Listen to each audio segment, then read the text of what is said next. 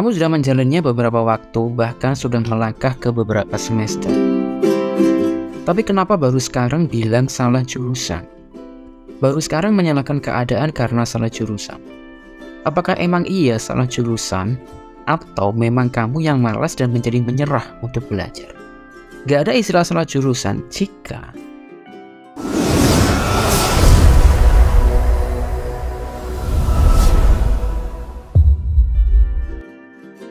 jika kamu sekarang ngerasa kuliah makin berat, tugas makin sulit, dan perolehan IP di tiap semester menurun, ada baiknya kamu simak video ini sampai tuntas.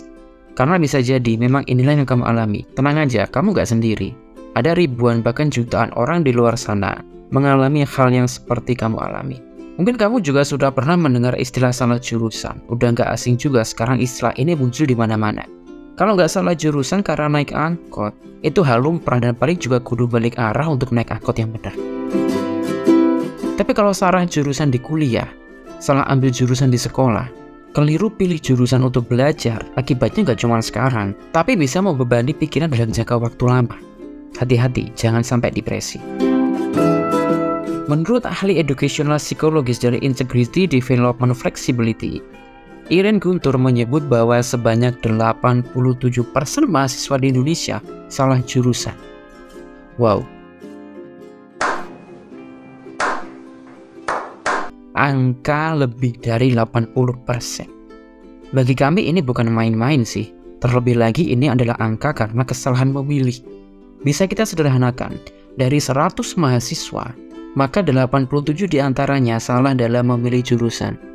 Sama artinya mereka salah memilih apa yang seharusnya sesuai minat untuk dipelajari. Apakah saat awal memilih asal-asalan, nggak pakai mikir? Tunggu dulu.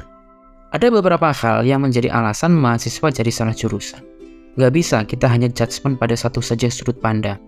Pakai logika bahwa dalam membentuk keputusan, manusia memerlukan berbagai referensi sehingga merujuk pada satu keputusan. Terlepas itu, keputusan tepat atau keputusan yang meleset. Faktor ikut-ikutan teman menjadi dominan sebagai penyumbang salah jurusan. Sayang banget, sangat disayangkan, di mana keputusan penting kudu diambil hanya karena ikut-ikutan teman. Nah, faktor inilah yang harus direduksi, dikurangin dan bahkan dihapus. Sudah bukan waktunya sebuah keputusan penting dalam hidup harus diambil dengan sumber bukan dari diri sendiri.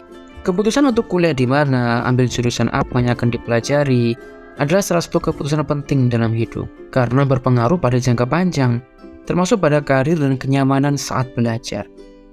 Jika nyaman dalam belajar, maka prestasi pun akan gampang didapat dan aktivitas belajar menjadi jauh lebih mudah karena menyenangkan. Belum tentu apa yang jadi keputusan temanmu akan baik juga untuk kamu. Berhentilah ikut-ikutan untuk hal-hal yang penting bagi tujuan hidup kamu. Karena kamu sendirilah yang bertanggung jawab pada dirimu sendiri, bukan teman kamu. Permulaan kesalahan yang kedua dimulai saat kamu terlalu percaya dan terlalu menerima berbagai saran. Mendengarkan saran itu boleh. Menerima saran yang baik pun juga boleh. Tapi, perlu kamu ingat juga, nggak semua saran itu sesuai dengan diri kamu. Nggak semua saran mengarah pada kebaikan kehidupan kamu. Mulai sekarang, silakan atur seberapa porsi kamu menerima saran. Berlebihan menerima saran itu nggak baik, bikin overload pikiran dan capek hati. Namun, cuek sama saran juga kurang baik. Malah bikin pikiran terkurung seperti katak dalam tempurung. Nggak berkembang dan nggak tahu perkembangan dunia luar. Jadi, urusannya bukan pada nerima atau enggak nerima saran dari orang lain. Tapi, seberapa jauh kamu menakar dirimu sendiri atas segala masukan itu. Penawaran beasiswa justru jadi alasan ketiga kenapa banyak yang jadi salah jurusan. Wajar jika beasiswa selalu menjadi idaman dan dikejar-kejar banyak pelajar. Tapi sayangnya, mereka pada pengejar beasiswa justru seringkali terjebak pada studi yang ditawarkan oleh beasiswa tersebut.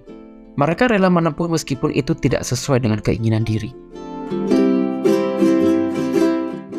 Studi dengan beasiswa tentu memiliki nilai kebanggaan yang berbeda. Terlebih itu adalah beasiswa prestasi yang tidak semua orang bisa mendapatkannya. Tapi di balik itu, jangan hanya mengejar beasiswanya, tapi juga lihat diri sendiri dan bertanya dengan jujur pada diri sendiri. Apakah iya akan benar-benar studi di bidang tersebut? Kalau emang iya, maka mulailah optimisme untuk mendapatkan beasiswa. Namun jika enggak, maka berpikirlah bahwa ada orang yang lebih berhak mendapatkan beasiswa tersebut. Orang tua punya kewajiban mengarahkan, termasuk dalam studi yang akan ditempuh anak. Atau juga orang tua kan yang akan ngebiayain studi yang kalian tahu. Tapi ternyata, orang tua juga punya peranan besar dalam membentuk pelajar salah jurusan. Ada berbagai sudut pandang, dan yang paling dominan adalah anak yang mengikuti kata orang tua dalam memilih jurusan tertentu. Kamu punya pendapat tentang ini? Tulis di kolom komentar ya. Jangan menggunakan salah jurusan sebagai jurus. Jurus hanya untuk menutupi kemalasan. Terjebak dalam salah jurusan bukan berarti akhir dari segalanya. Justru inilah sebuah awal tentang bagaimana kamu menyikapi hidup. Bahwa hidup tidak selalu linear dengan planning yang dibikin manusia. Terbukti kan ya, bahwa manusia pada dasarnya memang lemah dan selalu membutuhkan komunikasi dengan pencipta. Tetap memiliki pola pikir positif pada Tuhan, bahwa Tuhan selalu memiliki rencana untuk segala kebaikan kita. Meskipun kadang kita membencinya habis-habisan, justru bisa jadi itulah rencana manis yang akan kamu petik nanti. Meskipun merasa salah jurusan, bukan berarti ini hal yang disesali terus-menerus. Kalau emang punya kesalahan di masa lalu, salah memilih jurusan, salah memilih teman, maka jadikan itu sebagai pelajaran yang semakin membuat pribadi kamu semakin baik dan semakin kuat. Setidaknya, kamu sudah paham bagaimana rasanya telah terjebak dalam keputusan yang salah. Ada kemungkinan memang inilah salah satu jalan yang harus kamu tempuh untuk mendapatkan rezeki yang lebih baik dan dipermudah. Selanjutnya di Better Life Indonesia.